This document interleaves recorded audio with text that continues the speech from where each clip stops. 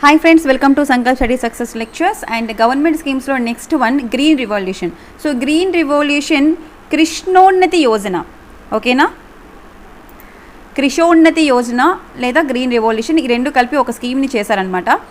So ఈ name వచ్చేసి green revolution క్రిషోన్నతి Yojana అని ఉంటుంది. దీనిలో మనకి ముఖ్యంగా 11 సబ్ స్కీమ్స్ ఉన్నాయి.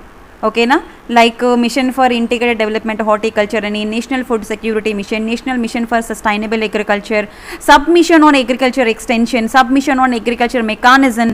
ఓకే, ఇలా మనకి నేషనల్ ఈ గవర్నెన్స్ ప్లాన్ ఒక 11 సబ్ స్కీమ్స్ అనేవి ఈ పర్టికులర్ క్రిషోన్నతి యోజనలో ఉన్నాయన్నమాట.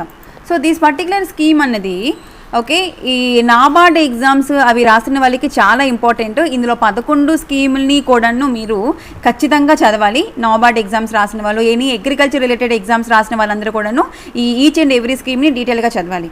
బట్ ఈ రిమైనింగ్ ఎగ్జామ్స్ చదివిన వాళ్ళు ఏంటంటే ఇందులో మేజర్గా కొన్ని ఇంపార్టెంట్ ఉన్నాయన్నమాట. నేషనల్ ఫుడ్ సెక్యూరిటీ మిషన్ కానీ, mission integrated development of horticulture, ఓకేనా, సస్టైనబుల్ అగ్రికల్చర్ NMSMA, ఓకేనా, ఒక రెండు మూడు ఇంపార్టెంట్వి ఉన్నాయి. అవి మీరు రిమైనింగ్ కాంపిటేటివ్ ఎగ్జామ్ చదువుకున్న వాళ్ళు ప్రిపేర్ అయితే సరిపోతుంది అనమాట.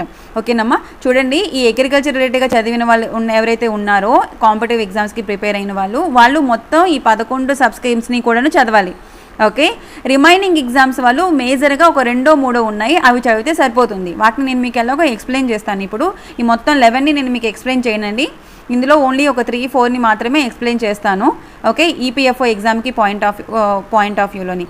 Okay, so agriculture and allied sectors యొక్క వాటిని డెవలప్మెంట్ చేయడం కోసం, అలాగే ఫార్మర్స్ యొక్క ఇన్కమ్ని ఇంక్రీజ్ చేయడం కోసం, అంటే బై ఎన్హాన్సింగ్ దేర్ ప్రొడక్షన్ కానీ, ప్రొడక్టివిటీ కానీ, అండ్ వాళ్ళు ప్రొడ్యూస్ చేసిన దాని మీద ఫార్మర్స్కి బెటర్ రిటర్న్స్ రావాలి. ఆ రిటర్న్స్ రావడం కోసం ఈ పర్టికులర్ స్కీమ్ని గవర్నమెంట్ లాంచ్ చేసిందమ్మా. ఓకేనా, సో దీని యొక్క ఆపరేషన్స్ అనేవి మనకి 2016 నుంచి 17 మధ్యలో స్టార్ట్ అయ్యాయి. It is implemented since 2016 to 17. And ఇక్కడ చూడండి, it is a central sponsored umbrella scheme. Okay, it is not a central sector schema, it is a centrally sponsored scheme.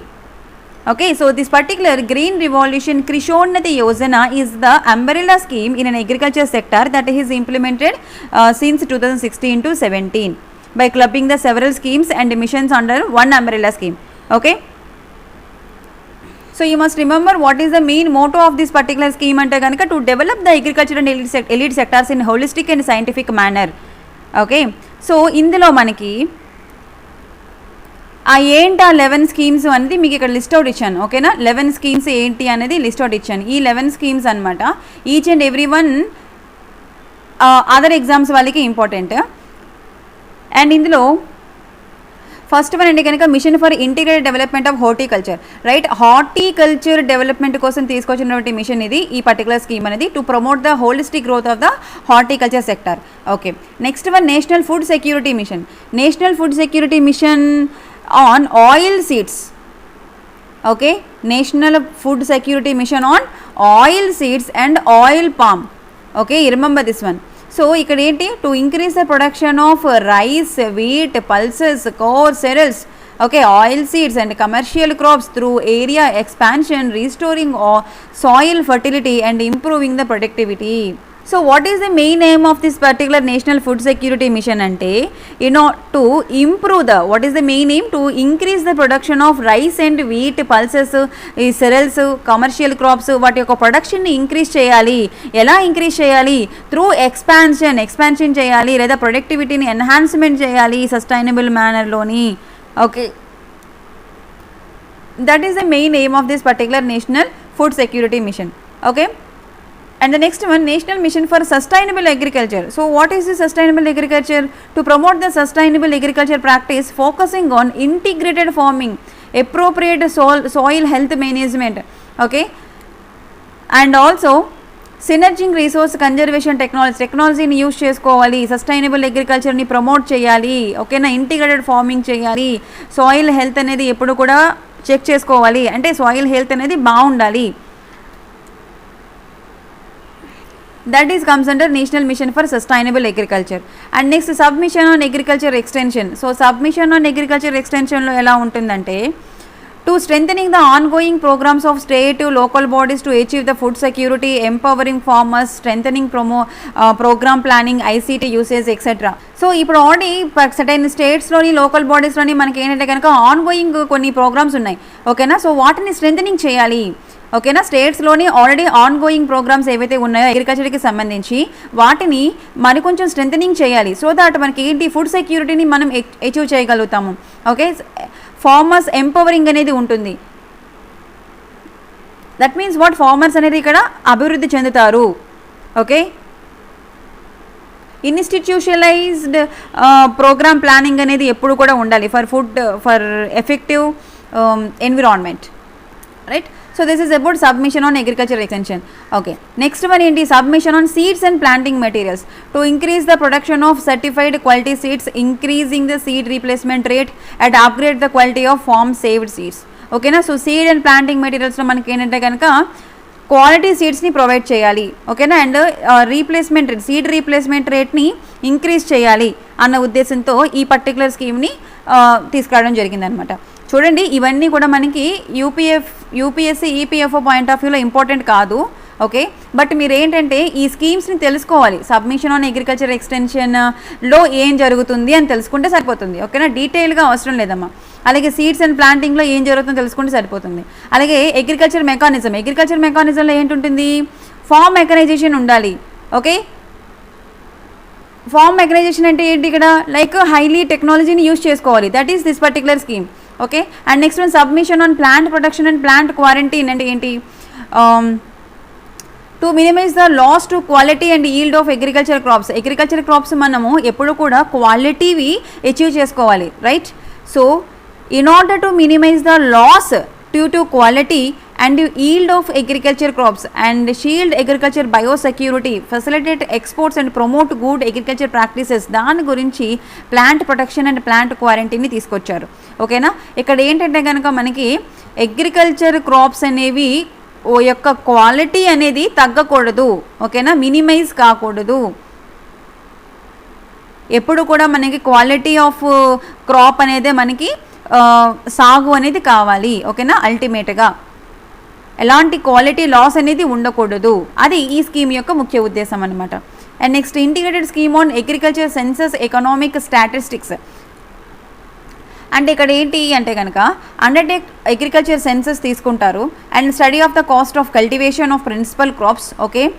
So ఈ పర్టికులర్ స్కీమ్లో ఏంటంటే కనుక ఒక పర్టికులర్ క్రాప్ తీసుకొని so దాని యొక్క మొత్తం దానికి ఎంత ఖర్చు అవుతుంది, okay, what is the total cost of the cultivation of that particular crop, అదంతా కూడా అబ్జర్వ్ చేస్తారనమాట ఈ స్కీమ్లోని, ఓకే.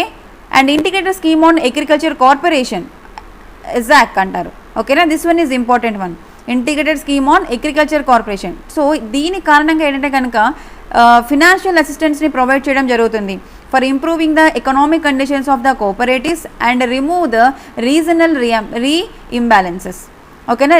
ఈ రీజనల్గా ఇంబ్యాలెన్సెస్ అంటే ఇక్కడ ఏంటంటే వివక్షత అన్నమాట. సో దానిని రిమూవ్ చేయడం కోసం కోఆపరేటివ్స్కి ఫినాన్షియల్ అసిస్టెన్స్ని ప్రొవైడ్ చేయడం జరుగుతుందన్నమాట. To provide the financial assistance for improving the economic conditions of the cooperatives and also we can remove the regional imbalances through integrated schemes on agriculture corporation, integrated scheme on agriculture corporations. And next one integrated scheme on agriculture marketing ISAM, right. This one is ISAC, right. ISAM ఏంటి, to develop and provide the agriculture marketing infrastructure, okay. Agriculture marketing యొక్క ఇన్ఫ్రాస్ట్రక్చర్ని development చేయడం కోసం, దాన్ని provide చేయడం కోసం, అలాగే innovative టెక్నాలజీని యూజ్ చేసుకోవాలి, కొత్త టెక్నాలజీ ఏది వస్తే దాన్ని మనం యూజ్ చేసుకోవాలి వ్యవసాయంలోని. అండ్ ఆల్సో మార్కెట్స్ అన్నిటిని కూడా మనం అనుసంధానం చేసుకోవాలి త్రూ ఆన్లైన్ మార్కెట్ ప్లాట్ఫామ్ ద్వారా, ఓకే.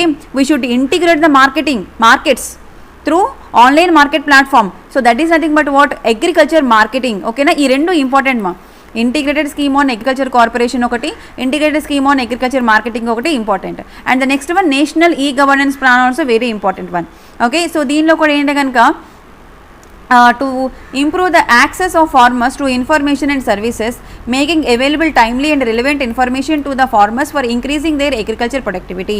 అండ్ ఇక్కడ ఏంటి, ఫార్మర్స్ ఉంటారు కదా, ఆ ఫార్మర్స్ ఎప్పుడంటే అప్పుడు వాళ్ళు యాక్సెస్ చేసుకోవచ్చు ఇన్ఫర్మేషన్ని, ఆ సర్వీసెస్ని యాక్సెస్ చేసుకోవచ్చు త్రూ ఎలాగా, నేషనల్ ఈ గవర్నెన్స్ ప్లాన్ ద్వారా. ఓకేనా. So national e governance plan is nothing but what, to improve the access information, access of the farmers to information and services. Okay. And ఎప్పటికప్పుడు వాళ్ళకి timely information అనేది అవైలబుల్గా ఉంటుంది, relative information అనేది ఫార్మర్స్కి అవైలబుల్గా ఉంటుంది. సో దట్ ఫార్మర్స్ ఏంటి, వాళ్ళ యొక్క అగ్రికల్చర్ ప్రొడక్టివిటీని ఇంక్రీజ్ చేసుకోగలుగుతారనమాట. వాళ్ళకి కరెక్ట్గా ఇన్ఫర్మేషన్ మీకు ప్రొవైడ్ చేస్తే, ఇప్పుడు ఫర్ ఎగ్జాంపుల్ మన క్లాసెస్ ఉన్నాయి, నేను కరెక్ట్ ఇన్ఫర్మేషన్ని మీకు కన్వే చేస్తే మీకు రేపొద్దున అది ఎగ్జామ్లో యూజ్ అవుతుంది, రైట్. అదే విధంగా ఫార్మర్స్ ఎవరైతే ఉన్నారో వాళ్ళకి కరెక్ట్ ఇన్ఫర్మేషన్ని కన్వే చేయగలిగితే వాళ్ళ యొక్క అగ్రికల్చర్ ప్రొడక్టివిటీ అనేది ఇంక్రీజ్ అవుతుంది. అంటే ఫర్ ఎగ్జాంపుల్ ఇంత సీడ్స్ యూజ్ చేయాలి, ఇంత పెస్టిసైడ్స్ యూజ్ చేయాలి, ఓకేనా, ఈ ప్లానింగ్లో మీరు హార్వెస్టింగ్ అంటే అదే వ్యవసాయాన్ని చేయాలి, ఇలాంటివన్నీ కూడా ఇన్ఫర్మేషన్ని ప్రొవైడ్ చేయాలన్నమాట. ఓకేనా. అది through national e governance plan. So టోటల్గా మనకి గ్రీన్ రివాల్యూషన్ క్రిషోన్నతి యోజనలోని ఎన్ని ఉన్నాయి, మనకి 11 సబ్ స్కీమ్స్ ఉన్నాయి. ఓకే. ఈ 11 సబ్ స్కీమ్స్లో నేను మీకు అరౌండ్గా ఒక 3 to 5 స్కీమ్స్ని ఎక్స్ప్లెయిన్ చేస్తాను. ఓకే. అవి మనకి ఈపీఎఫ్ఓ ఎగ్జామ్కి ఇంపార్టెంట్. మా 11 కూడాను, ఈ 11 కూడా అగ్రికల్చర్ సెక్టార్కి సంబంధించిన ఎగ్జామ్స్ ఏమైనా అవుతున్నట్లయితే 11 స్కీమ్స్ చదవాలి. Okay. So I think hope you understand this green revolution Krishonnati Yojana. So ఇది మనకి 2016-17 నుంచి ఇంప్లిమెంటేషన్ చేస్తున్నారు ఈ స్కీమ్స్ అన్నింటినీ కూడాను. Okay. Very very important one మా. అంటే డోంట్ నెగ్లెక్ట్ దట్. అంటే ఇది సోషల్ సెక్యూరిటీ స్కీమ్ ఏం కాదు కదా, ఇదేంటి లైక్ ఫార్మర్స్కి సోషల్ సెక్యూరిటీ స్కీమ్ ఏం కాదు కదా, అంత అవసరం ఏముంది అని లీవ్ చేయకండి. ఓకేనా. So that's it friends. Thank you so much for watching. Do subscribe to our channel Sankalp study success.